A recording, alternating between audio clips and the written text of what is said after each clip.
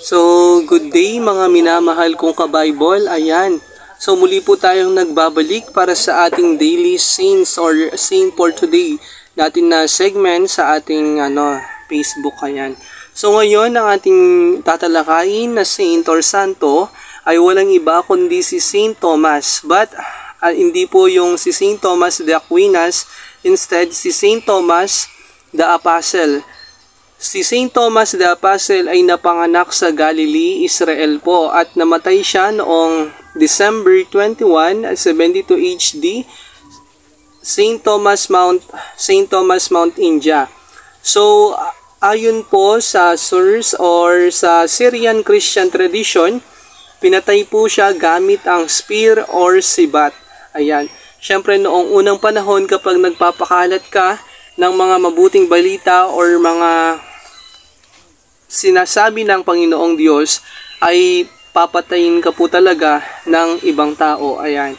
So, ang kanyang place of burial or kung saan po ang kanyang mga labi ay nasa San Tom Cathedral Basilica, Chennai, India, or Cathedral of Saint Tommaso Apostolo, Ortana, Italy. So, ang kanyang pong mga libro ay ang The Gnostic Gospel of Thomas, Mary, and John with link table of contents.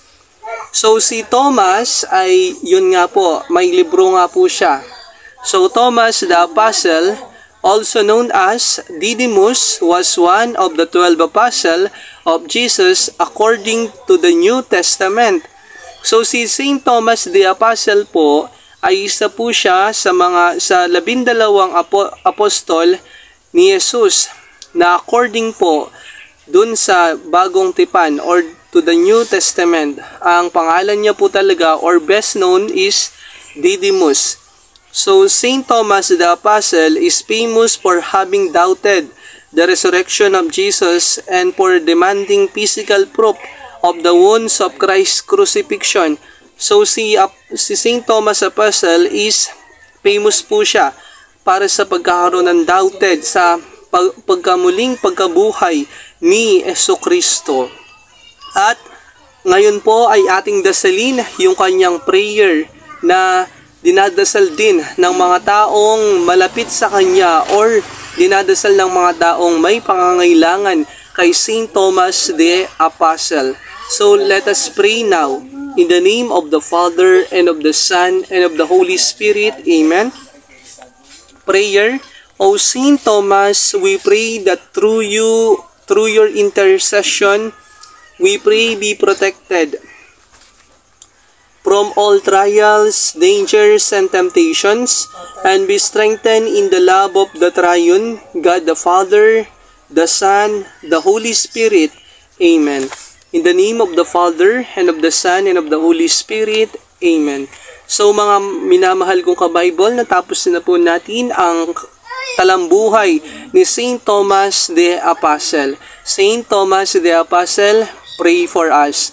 Muli, nagpapaalala po ako sa inyo, hindi ka man santo, hindi ka man banal, hindi ka man reliyoso o reliyosa, kailangan mong magbago para sa ibang tao. At sa lahat ng panahon, sa lahat ng pagkakataon, nariyan at kasama natin ang Panginoon.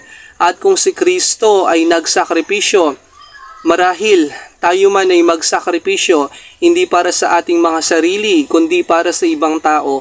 At kaya dalawang kamay ang binigay sa atin ng Panginoong Diyos. Ang isa ay para sa atin at ang isa ay para sa ibang tao. Yun lamang po. Have a blessed Wednesday morning po.